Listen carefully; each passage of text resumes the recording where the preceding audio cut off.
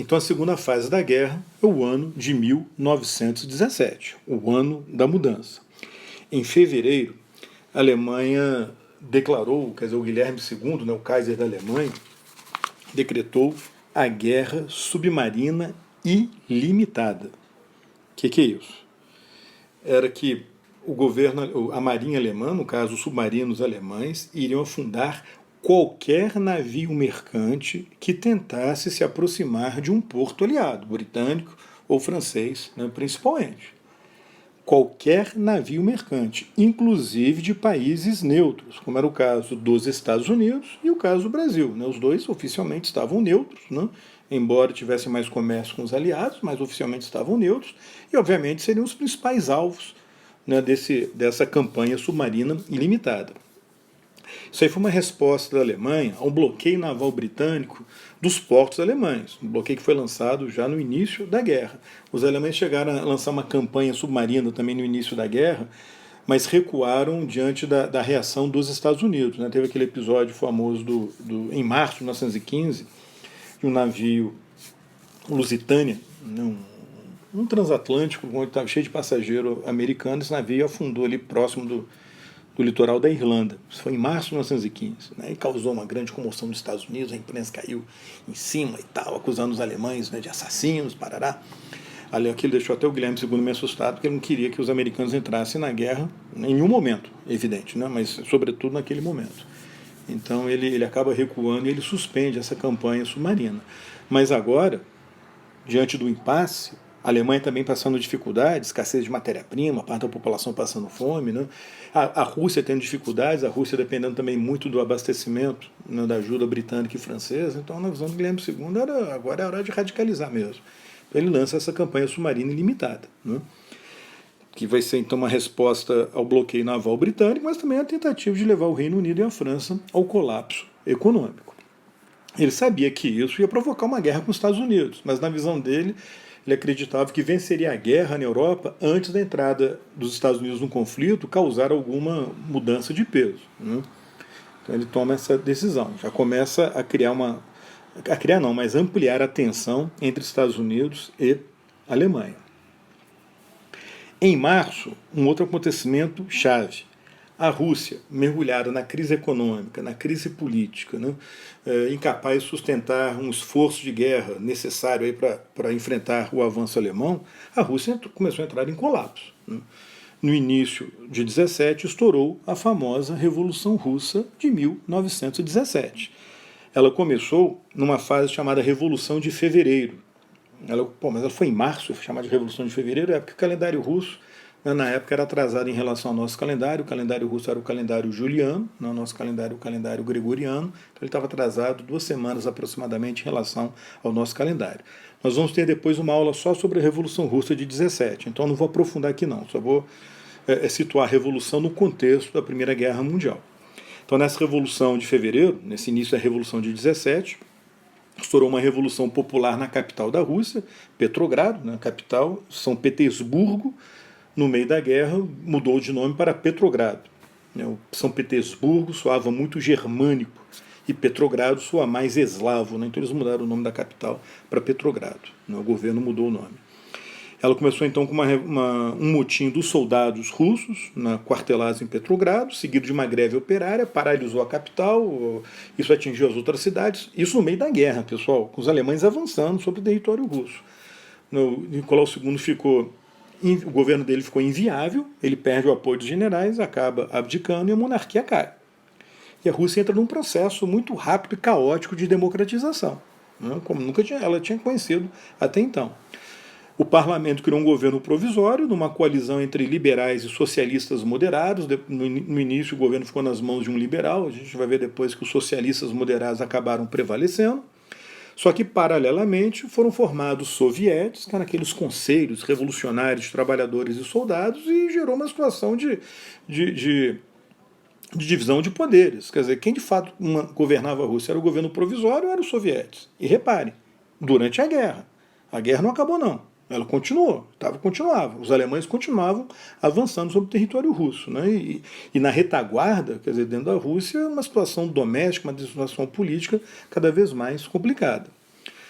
Ou seja, pessoal, a Rússia ficou mergulhada no caos político, a situação econômica se agravou e a situação militar também, e os alemães avançando sobre os territórios russos.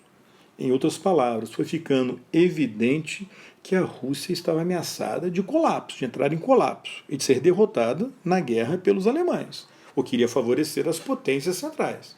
Com a Rússia saindo da guerra, a metade do exército alemão que lutava contra os russos poderia ser deslocada para a frente ocidental, reforçar aquela outra metade que lutava contra a França e contra a Grã-Bretanha, e aí sim, reforçado, o exército alemão na frente ocidental poderia lançar um grande ataque contra as defesas francesas e britânicas, aumentando as chances da Alemanha vencer a guerra. Foi exatamente nesse momento que os americanos entraram na guerra contra a Alemanha. O Wilson declarou guerra à Alemanha no início de abril de 17.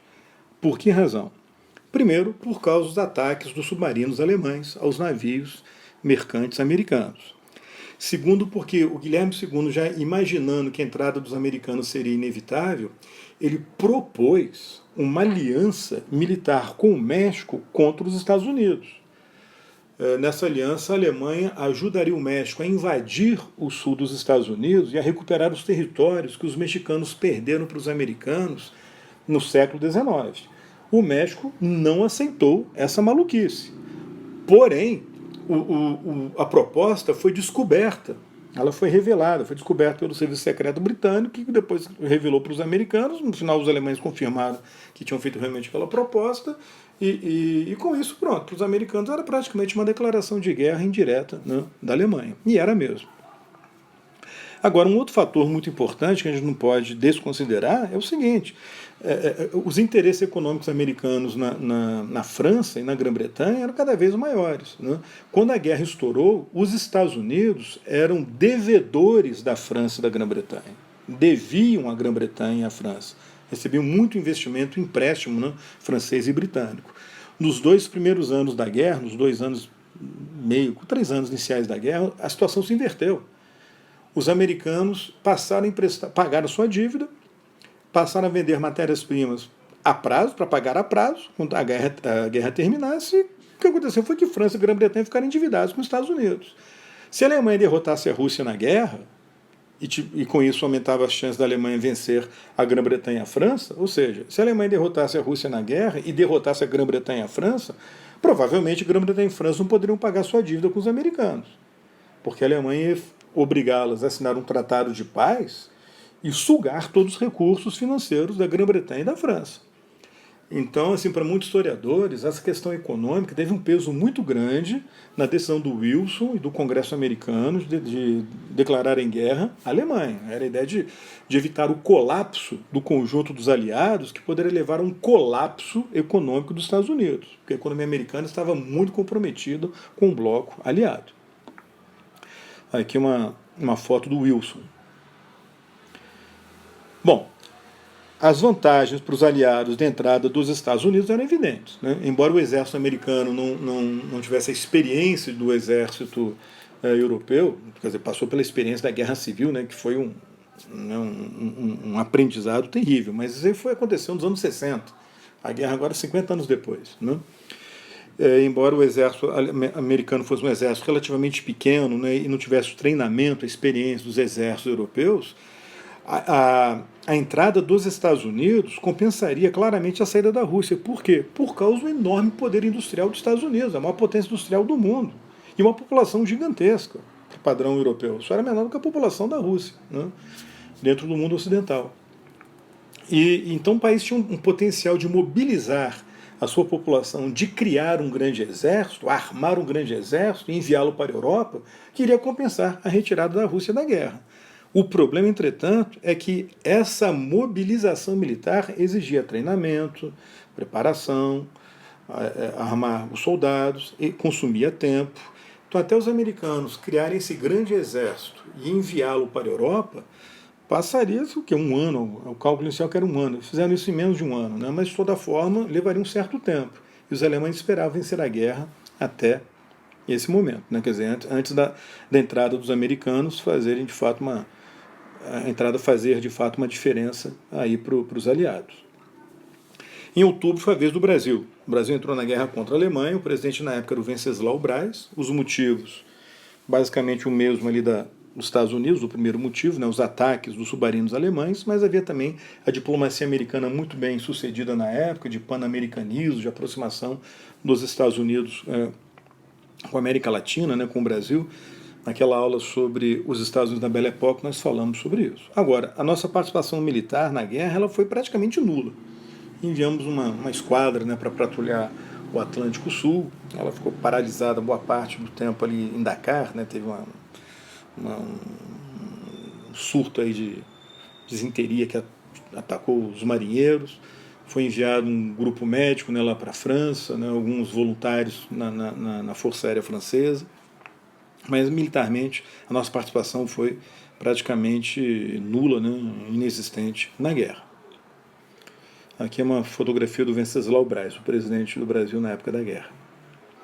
Bom, e em novembro, no final de 17, né, continuam as mudanças, a Rússia mergulhara no caos político, no caos econômico, foi palco de uma outra revolução, né, a Revolução de Outubro no antigo calendário russo, né, para nós em novembro. Também chamada de Revolução Bolchevique ou Revolução Comunista, liderada por Lenin e por Trotsky, né, os líderes do partido bolchevique, que tinham prometido, o Lenin havia prometido tirar a Rússia da guerra, assinar um acordo de paz com a Alemanha, iniciar um processo de construção de uma sociedade socialista, tirando o país da Primeira Guerra Mundial. O governo provisório foi derrubado pelos bolcheviques e pelos sovietes, a gente vai ver que os bolcheviques controlavam os sovietes nessa época. Foi instalada a ditadura bolchevique, né, a ditadura comunista, que vai durar até a dissolução da União Soviética, e o governo do Lenin, né, essa ditadura bolchevique, começou a negociar um acordo de paz entre a Rússia e a Alemanha, assinalando que a Rússia sairia da guerra e que a Alemanha provavelmente venceria o conflito, né, no leste europeu. Na aula que vem a gente vê o que aconteceu em 18, né, no finalzinho da Primeira Guerra Mundial. É isso aí, pessoal. Até a próxima aula.